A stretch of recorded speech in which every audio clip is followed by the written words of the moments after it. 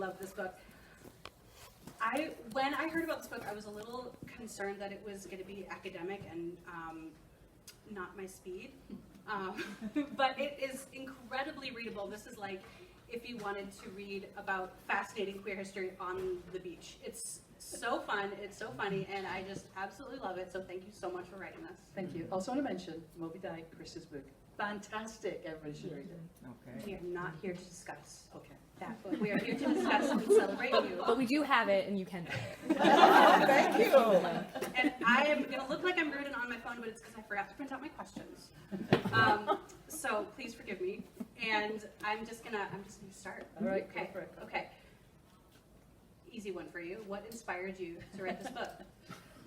Well, as with everything in the world, many things, partly long before your book came out, it felt to me that we were focusing too much on bars. Bars are really important to queer culture, to lesbian culture. It is the place where, like, first officially queer place that we go when we kind of realize we might. And so, you know, great things happen there, but like they're not the only place where we get together and where things, you know, happen and where we develop new ideas and make friends and all of those things. So I wanted to kind of expand the range of spaces, the geography that we talked about. Also, I worked with many brilliant, you know, really engaged, people who were really into queer culture, widely read, and I kept running across them like they were much younger than me, just not knowing like what about things that were so big in my life. And you know, it was no shade because it was hard. Like even if you were alive and involved in the community in those moments, you had to kind of go to special stores, or maybe they might have some like local gay magazines in the bar, and they might not be terribly well written, and they're mostly focused on the men anyway. So it was always hard to find out about women's culture, queer women's culture, but you know, it just felt like as time passed, so many things got lost. And then, as far as like focusing on multiple spaces, like I am a huge fan of Dykes to Watch Out For, as I imagine everyone is. And that book to me is like the great work of literature of my generation. And the great thing about it, I think, is that you see people in so many different spaces. You know, it's not like a TV show where they have to like build a set, you know, and so they're always in one place.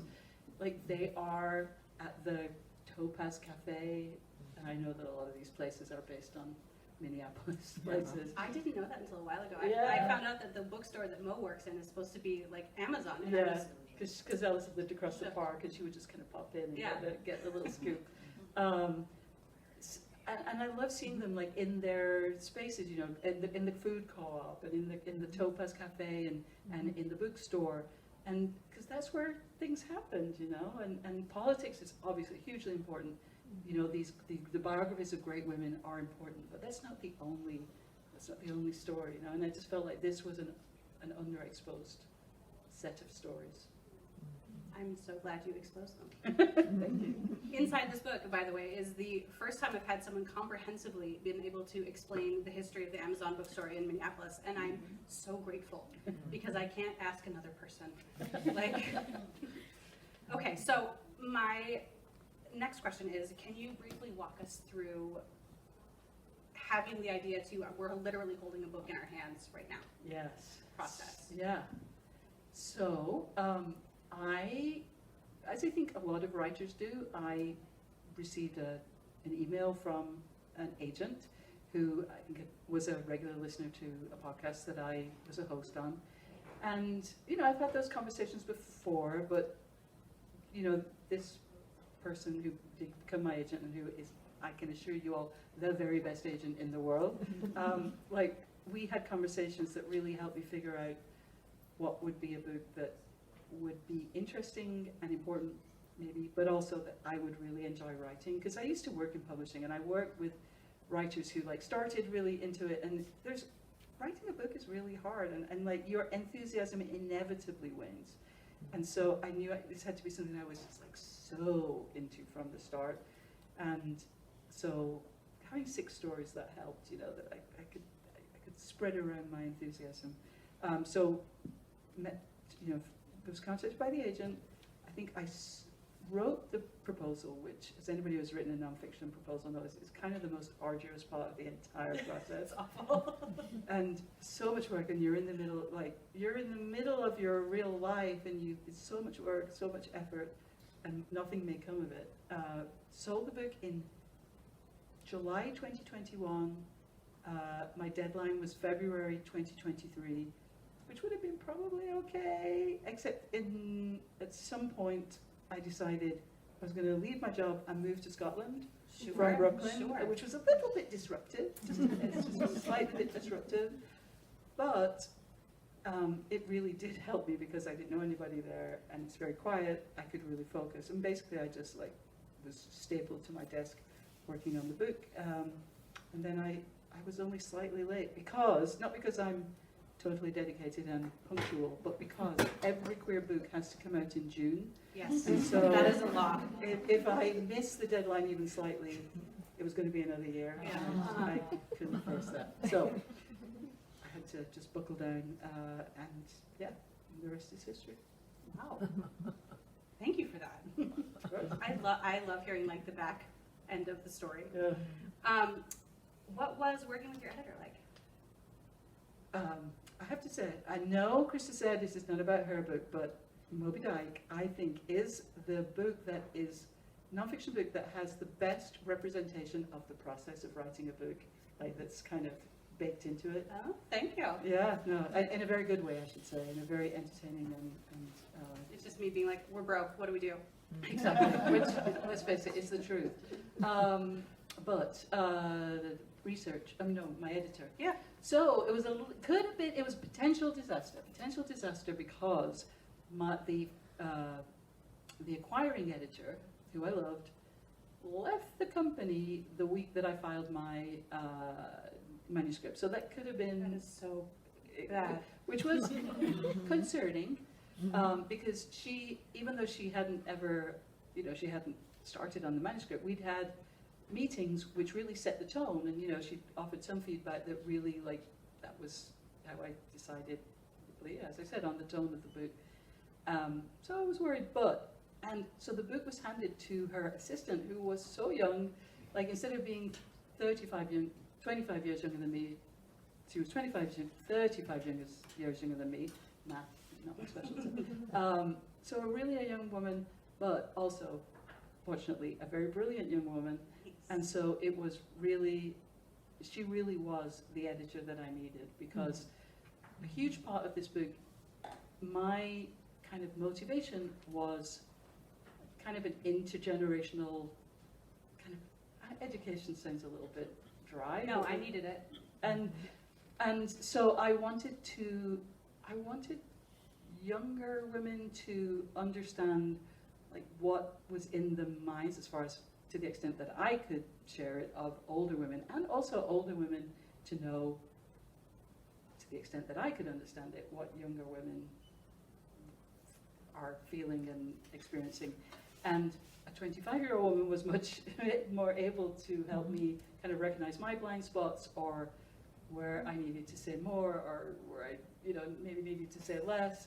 And so it really worked out wonderfully, and as it happens, she is a genius, so it was perfect. And I should say that everybody that I worked with, my agent, the first editor, the second editor, all queer women, which, a few years ago would not have been the case. Yeah. And I think probably is still pretty rare today. Yeah. I think it really sings through in the book how that you had an editor that was helping you explain things that needed to be explained, because you can really tell it's really accessible history, and I'm so here for it. Thank you. I wanted to know a little bit about your research. Can you tell us a little bit about it? I can. This is probably a bit of a long answer, because there are 6 main chapters, and each had a little bit of a different story. Bars, I had actually done a pretty big magazine story about the gay bar, kind of writ large, not that far back, in 2011. And so I had spoken with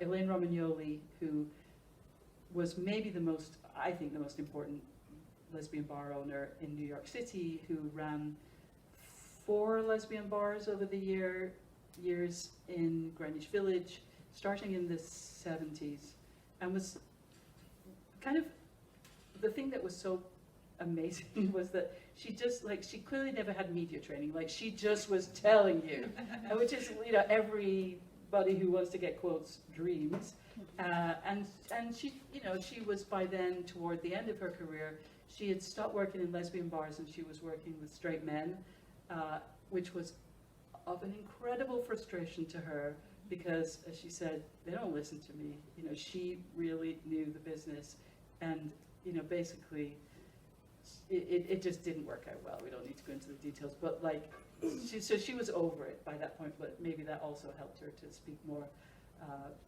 candidly. So I had done some interviews then. What else did I do for that chapter? I guess, you know, there's always book research. There's always, you know, looking at you know, academic articles. But one of the things that I really enjoyed in that chapter was, again, I'm not down on bars. I like bars. Well, I like dancing. I'm not really crazy about bars, but I really wanted to talk because there were other places like bars that didn't necessarily have alcohol. So, maybe not lesbian, feminist restaurants and lesbian coffee houses. I personally never went to a coffee house. Like that was, you know, but like that was a big thing. I worked in one. Really? Mm-hmm. Oh my goodness. And so I wanted to talk to, you know, women who had worked in those spaces or run those spaces, and I had a really fantastic conversation. So that there was a nice, like, it's nice when you have, not only that you learn, but you have a good time talking to people.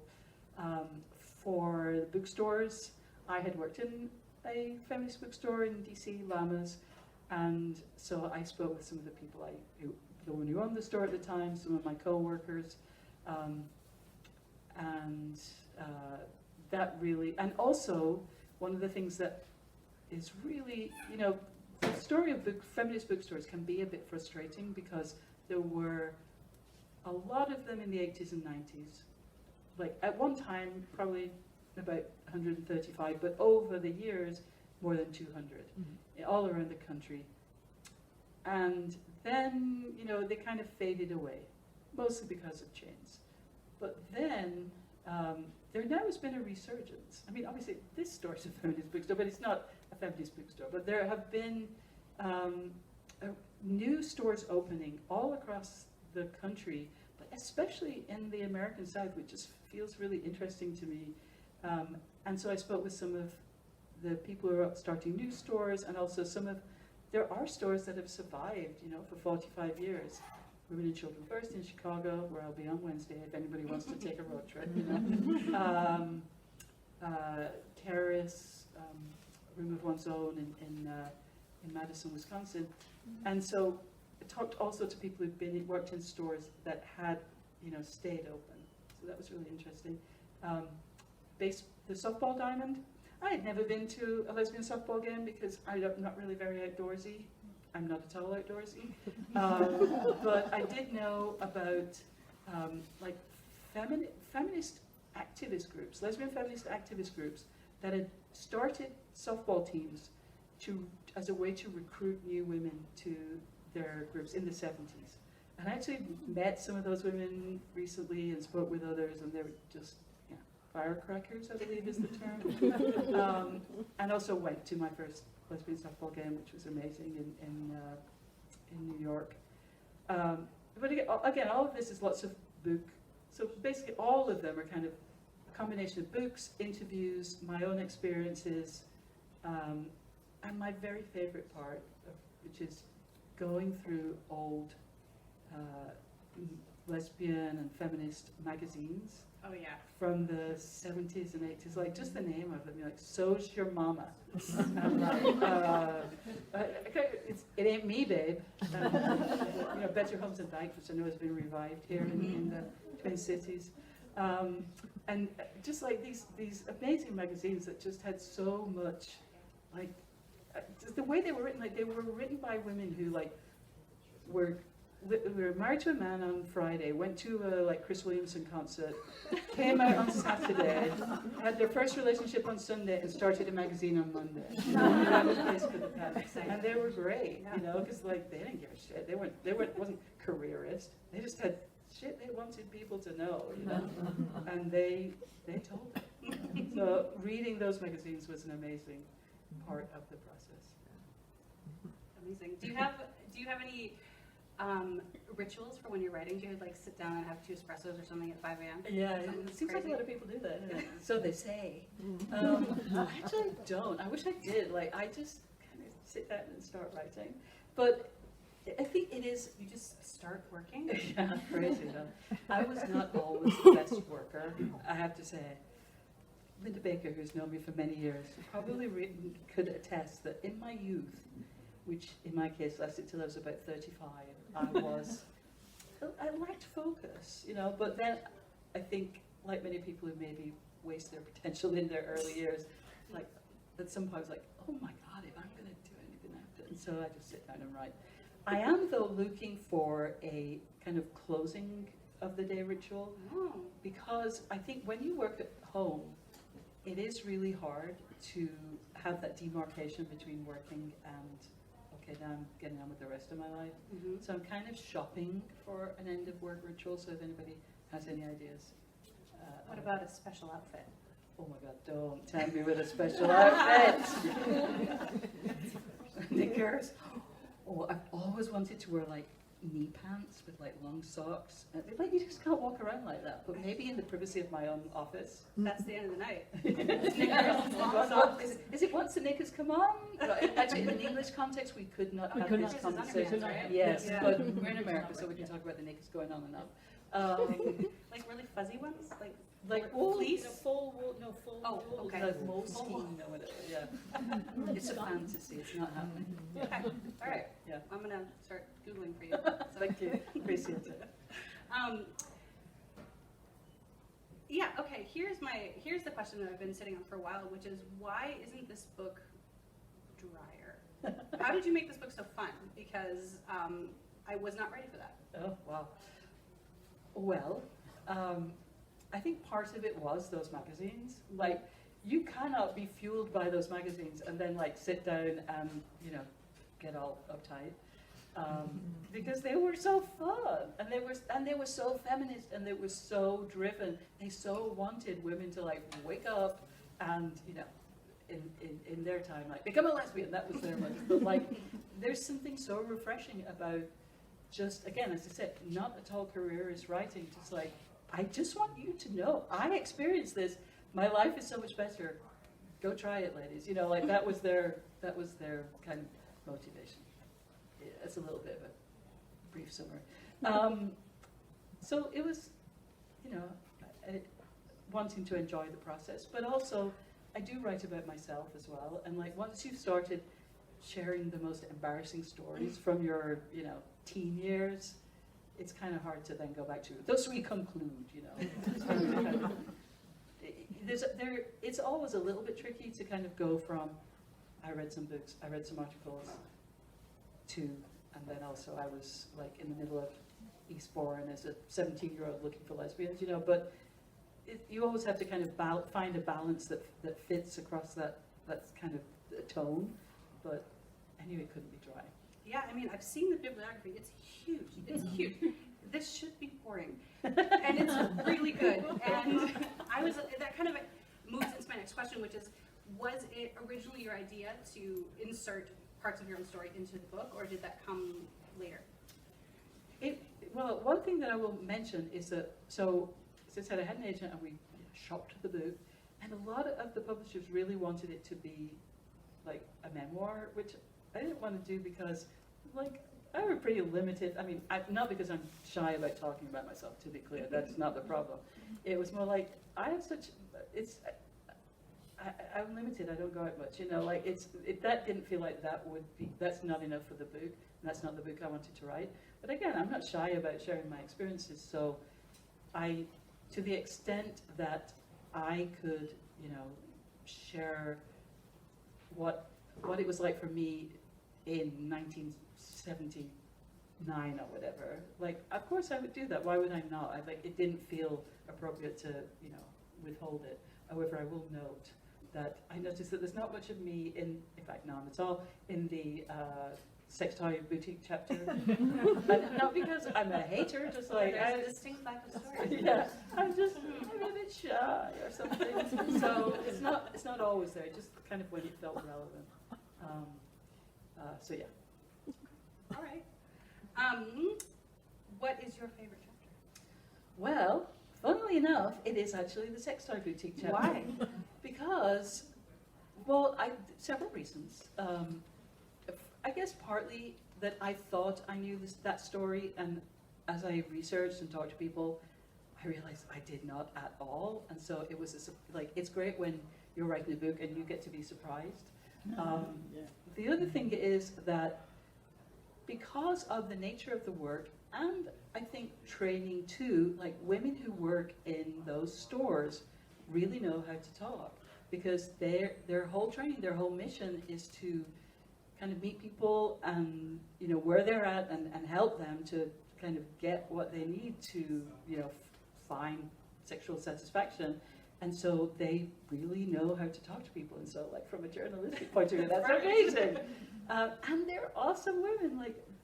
Like what a mission, the idea that there's no women's liberation or human liberation without sexual liberation.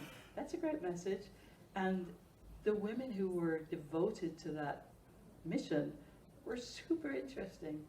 And also, the arc of the story is that these really, I mean, it's always weird to say brave, but like women who were just, putting themselves up against the establishment. Everybody thought they were either kooks or crazy or, perverts or whatever. They were so devoted to the idea that women should have access to vibrators, which in the beginning was what they thought. It was like basically their vision. They had that vision because they thought everyone should have a vibrator, but when they had tried to get one in like the sex boutiques and in adult stores, it was a horrible experience, horrible, gross. Like, ask a question. We're not here to answer questions, lady. Do you want it or not? And they were, the products were rubbish.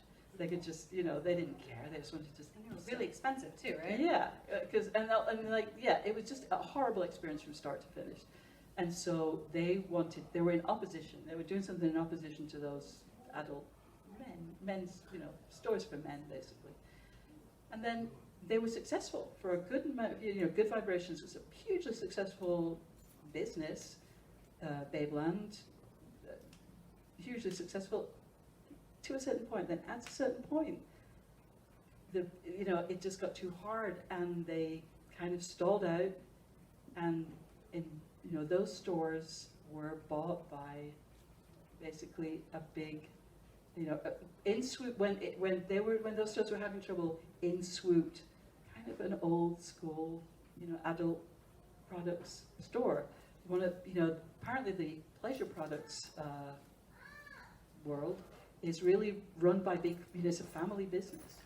And so one of the families from Cincinnati bought Good Vibrations and Babeland. And I have to say, have apparently been running them with the same feminist principles. So, it's not a kind of terrible end, but it is kind of, it feels old that these wonderful feminist and queer founded businesses kind of ended up in straight hands, but at least they're still being run. So, but anyway, it was a great kind of business story and just super interesting to report. And the people I talked to, if you ever want a good conversation, speak to somebody who works or has worked in a feminist sex toy store.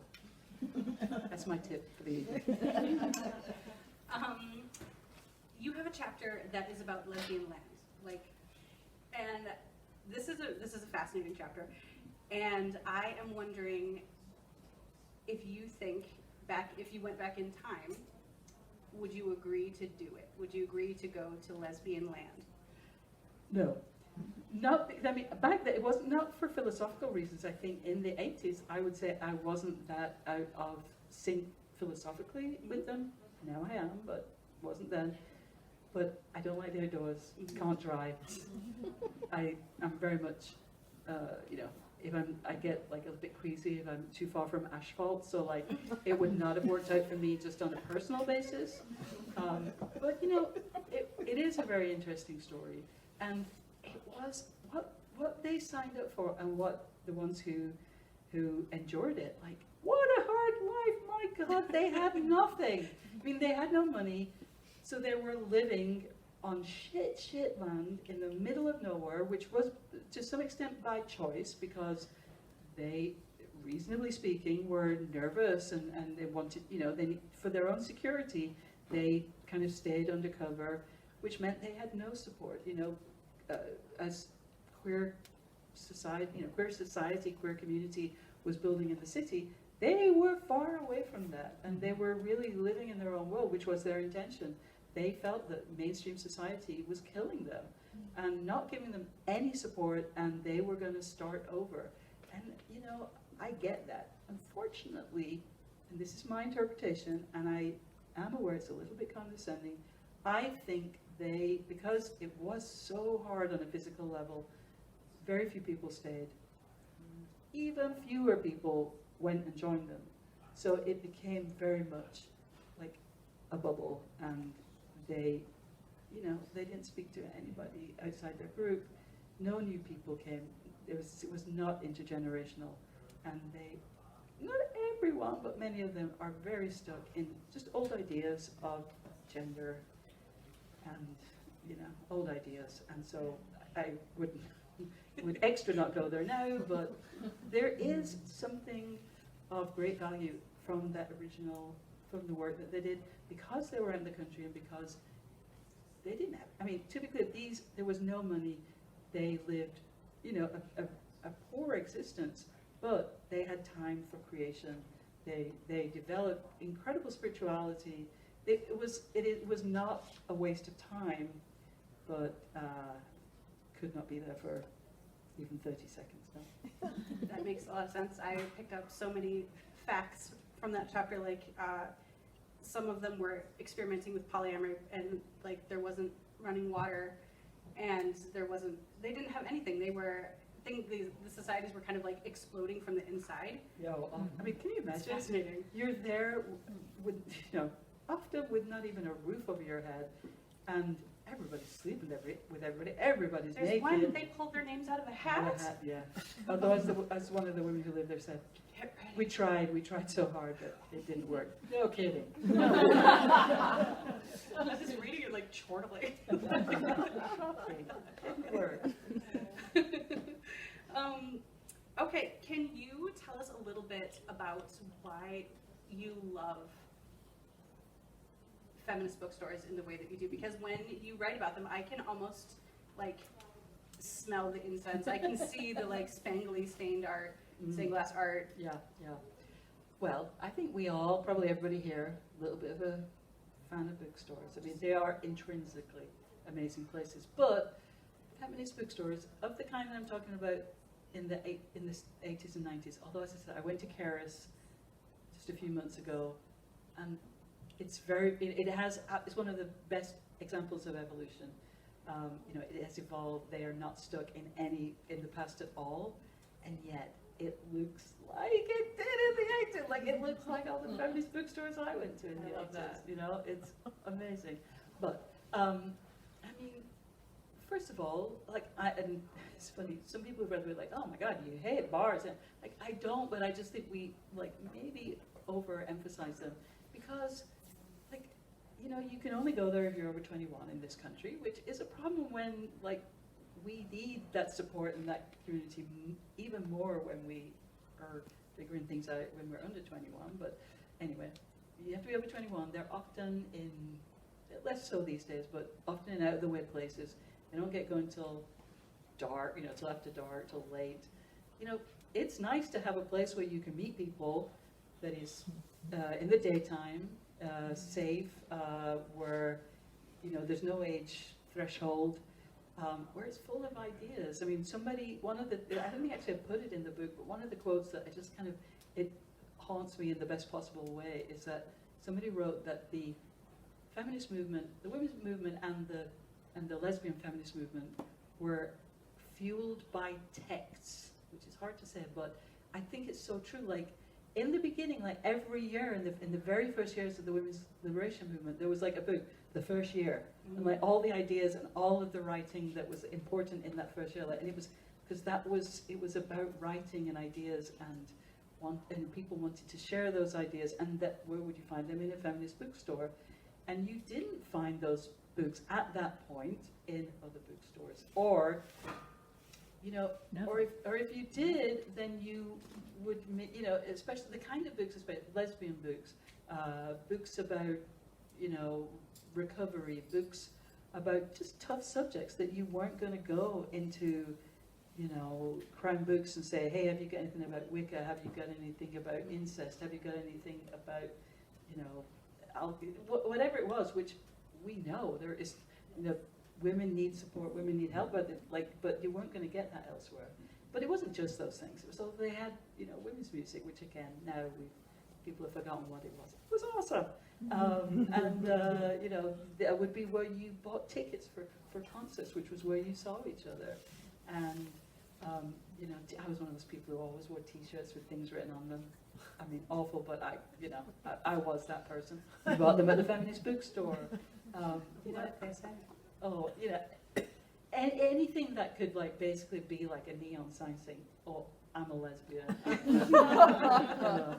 They weren't always clever, weirdly, but it was all there, and that was like one of the few places you could go to get support. And yes, it was a place of business, but I think the fact that they didn't survive in volume, like that.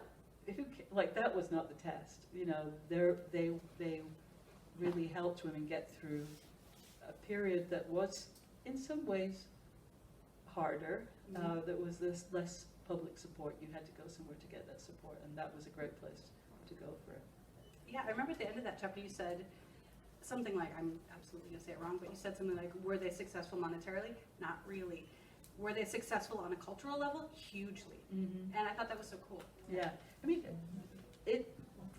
feminist businesses generally, some people say, is it just that lesbians are bad at capitalism? And really my response to that is is it good to be good at capitalism?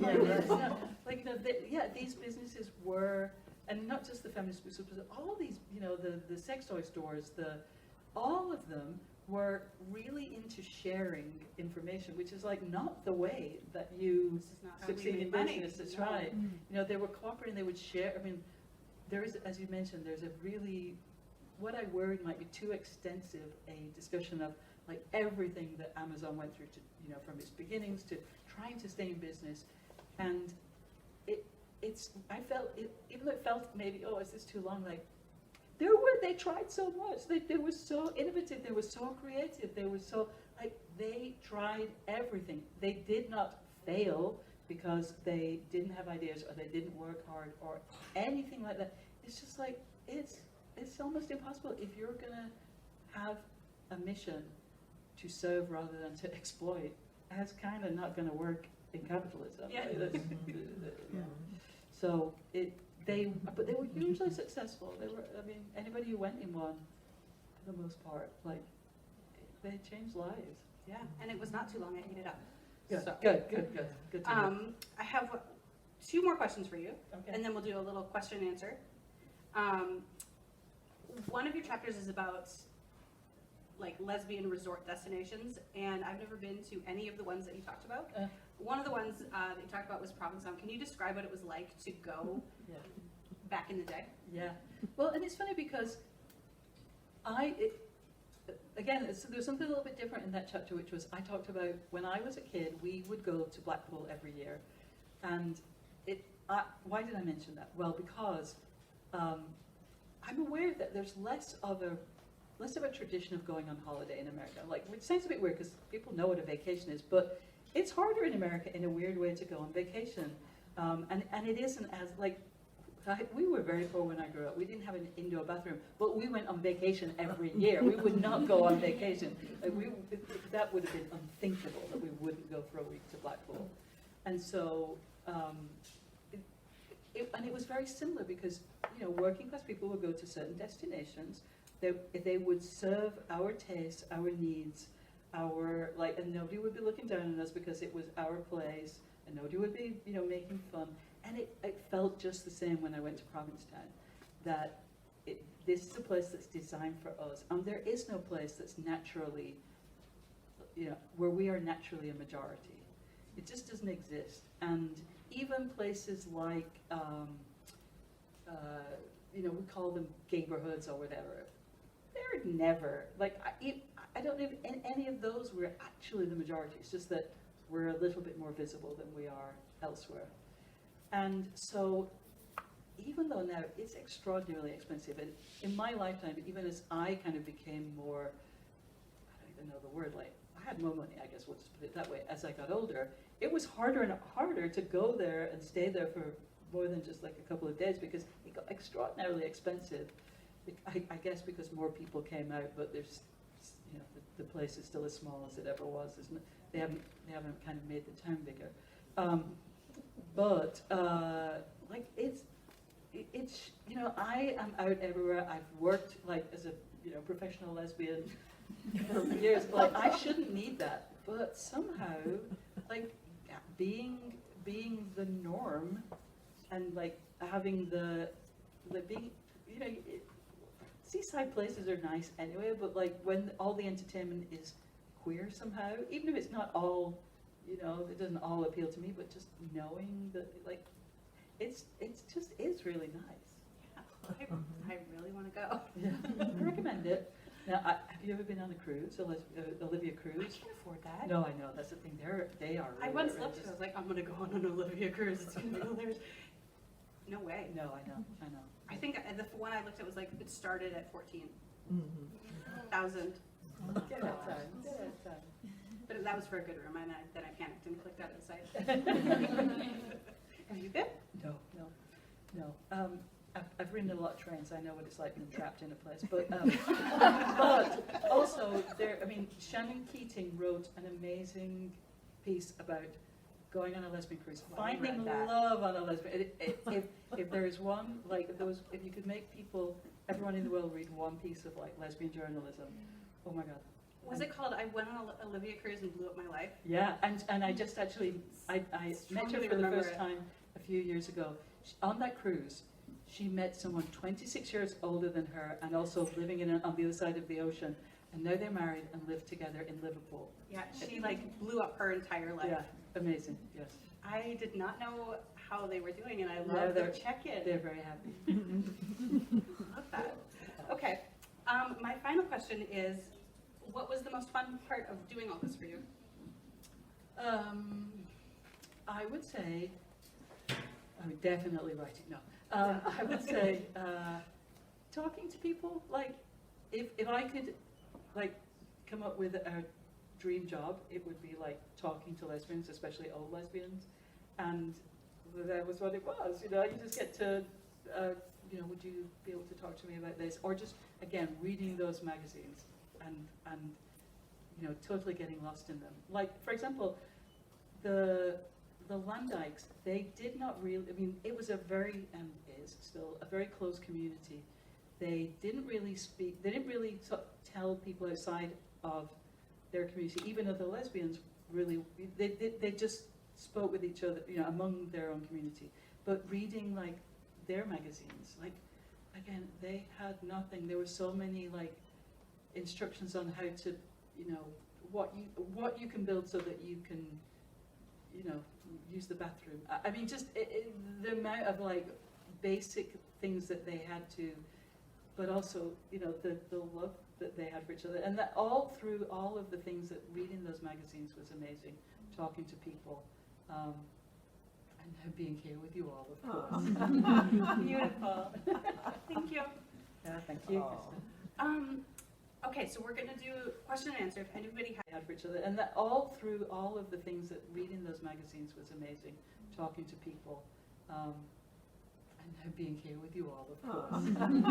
Beautiful. Thank you. Yeah, thank you, Krista.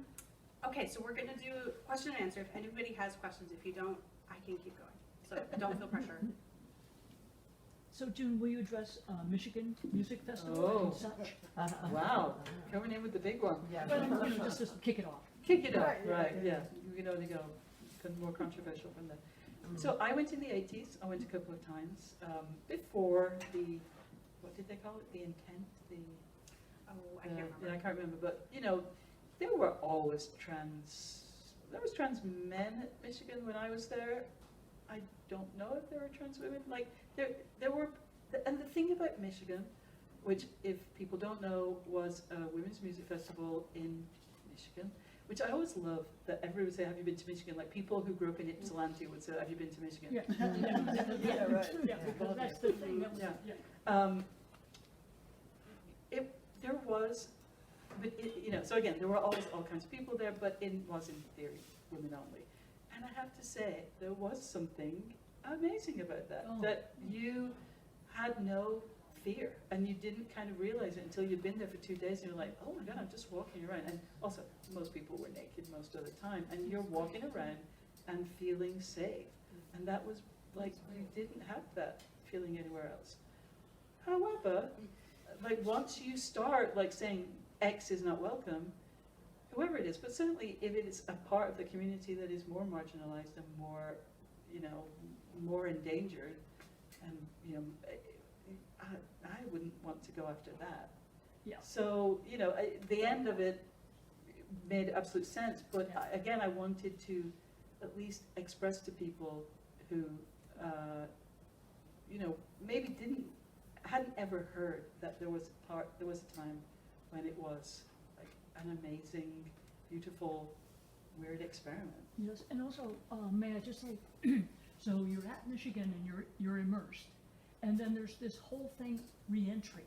Yes, re-entry into, Yeah, right, yeah, oh my God. Not a driver, so always in a group car.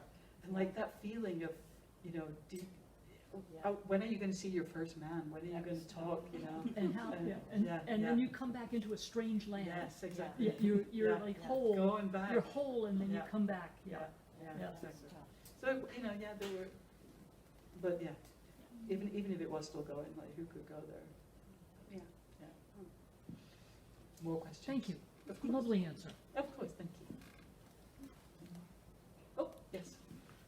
June, I have a question about language, and especially like the words lesbian and dyke, which were words that, when I was, coming out and out, I used. But I've met several women, like within the last 5 years, who only have partners who are women and only date women, but they don't want to use the words lesbian and dyke. What have you picked up in your conversations? Yeah, and I put a paragraph at the beginning, I guess in the introduction, where I don't use words interchangeably. So like if it was only cis women, I would specify.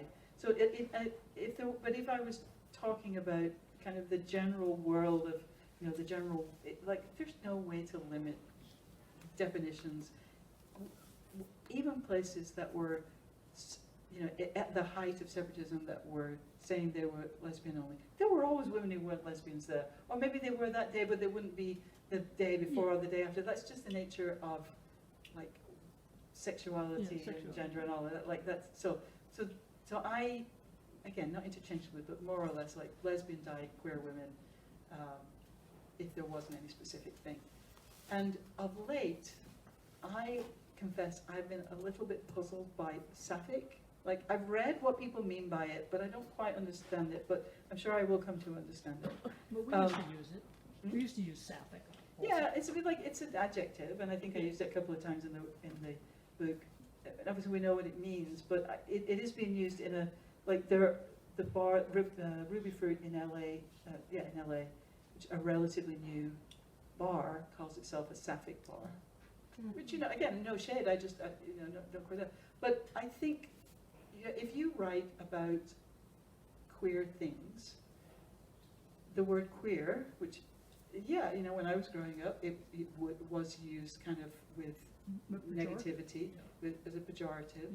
It's now, it's a convenient word because it is kind of encompassing, you know, without having to kind of spell out, which, you know, not that that's an imposition, I'm not complaining about it, but like it's a little bit awkward, especially if you're reading the audio book, having to keep saying LGBT, you know, no, it's always awkward, queer. But I have come, so if you're writing about queer things, you will get letters from people, usually men, but not always, saying, queer, you know, we didn't say that, and you shouldn't use it. And actually, you know, people did use it back then. The lesbian softball team in Atlanta, they, in 1974, would yell what they called queer cheers. And those they were like 2 bits, 4 bits, 6 bits $1, all for the queers, stand up and holler. And other things that use words like queer, that use the word queer. And yeah, I mean, I respect that what people's choice is, and I understand too that often lesbian is being avoided to avoid the, you know, turfy types who, but I don't think, like personally, I don't want those awful people to, you know, spoil my word, the word that I like in my community. Yeah. So, but I think, you know, it's really, really tricky. And I also know people who don't choose not to use that word, although their behavior to me is lesbian. Yeah. But it was a word of power Yeah. when we were first, you know, in the day. It was an absolute word of power, and we claimed it, you know, and, yeah, so just, yeah. And also, could I ask you about, what was that lesbian that, who was running for president? Michael Dukakis? Don't remember? I told you. No. Because his family's from Lesbos. And I tried to make the headline. Headline. Okay, so, okay, sorry, an aside. I was wondering, as you travel the country, are there new places that you're excited about? I'm Yeah. gonna go to Ruby Fruit Oh my this goodness. weekend. Oh my goodness. Visit LA. Wow. But what are the new places and businesses and? Well, yeah, things so you're excited again, about? when I started this book, I kind of thought, oh, I'll be, like, looking backward, I'll be telling talking about these women that I knew that, so they're not forgotten, pioneers. And, you know, and that was important to me, and I did talk to those women, but then I kept finding these new women starting new projects. And they know, you know, they've learned the lessons. They come into it educated, and they're doing it differently. You know, things are now intersectional from the start. They know, they've seen how, you know, burnout is a problem in everything, but it's especially a problem when you're doing something that, like, is your community and your friends and all of that. But they're starting projects. So new bookstores, something that I think I understand why it's somewhat restricted, so I don't know details, but I have heard that there are trans-inclusive land projects now. You know, people are going to the country because the country is healing, I hear, not for me, but for a lot of people. And, you know, and there are still softball leagues that have really evolved and that now often are, you know, the teams are much more inclusive. It's basically, I can't remember, I think Women Plus is what they call the kind of category in the Big Apple Softball League in New York, which basically means everyone but cisgender men. And so these things feel really, really positive. And I was really very pleasantly surprised at how many, not mostly started by younger people, not always, but mostly are, you know, starting projects and you know, committing to the, you know, the revolution in a way. Next question. Yeah, so I'm thinking about your relationship with this editor who's of a younger generation. Yeah. And I'm wondering if you were a younger person, if you had the experience of sort of relationship with people in the community who were elders in the community, or who could, or, you know, reading about history, or if this is in some way this sort of act of recording is kind of a new thing that's happening now. Well, and I have to say, that reminds me that one of the things that struck me over and over again as I was researching for this is whether they are officially this or not, every lesbian, queer woman, queer person is a librarian. Like, yes, there are a lot of lesbian librarians, but like we are, just like we keep things, we keep all of the copies of the, all the staples, and we keep the flyers, and we do that, so we do keep those records. I think when I was younger, I think I wasn't as enlightened as I might have been. I remember meeting people who I now recognize were hugely important people in the movement. And I just think, oh my God, I just remember thinking they were so old, and when I think back, they were about 15 years younger than I am now. So I had what I think younger people now don't have that attitude so much of like, oh God, old people. I don't think that happens so much anymore. But so even though I said that a big motivation for me was that I felt that there were some sort of generational kind of, I don't know what to call it, like, blind spots is not a good word, but kind of knowledge gaps. I do actually, like, just look at this crowd, like, it's very, very intergenerational, and like, in Edinburgh it was really striking because there were either like over 60 or under 30. And so there is still a weird sort of thing in the middle. I mean, I also realize that people in that middle group, like, more likely to have kids, blah, blah, blah, blah, blah. Like, there's some people who find it harder to go out to events. But, so yeah, I am aware that, like, in those years, I was the young person on a collective, so at collective meetings, I'd be the person shocked that they didn't, know X or Y, or, I was appalled by their lack of style and, idiot. But yeah, I'm very hopeful now. I don't know if that answered your question, actually. Thank you. You talked a little bit about lit journals from the 70s, Yeah. and I was just curious if you had any like recommendations for like vintage literature or journals or like access points. Yeah, so that was actually something that kind of didn't go to plan in a way. As I mentioned, I signed the contract in July 2021, and kind of at this point now I think, well, the pandemic was over then, which obviously not over now, but you know what I mean, like the kind of the height of shutdowns and lockdowns and no travel. But actually back then, like the archive, I lived very close to the Lesbian History Archive, but it was still closed, and travel didn't feel wise. So I pretty much did everything from home. I did very little travel. When I spoke with people, it was on Zoom rather than, I'd always thought that I would go and be with them and stuff. And so a lot of the archival research that I did was online, it was digital, because the Lesbian History Archives, and not just the Lesbian History Archives, but there is a Gale archive of gender and sexuality, I think it's called, which I accessed through the New York Public Library. It is a restricted database kind of thing, but it's an amazing resource. And they have, not every single one, but they have just amazing stores of those old magazines. And what was also, if I'd gone to the Lesbian History Archives, I would have been digging through, not to complain because I love it, but like just the old papers. She always gets super distracted, like, oh my God, look, there was an ad for blah, blah, whatever. You can search for softball or a person's name, and like, it's quicker. It kind of pains me to say that because I love serendipity. I love, just flipping through those magazines. And also that there are so many, as I say, our people are librarians.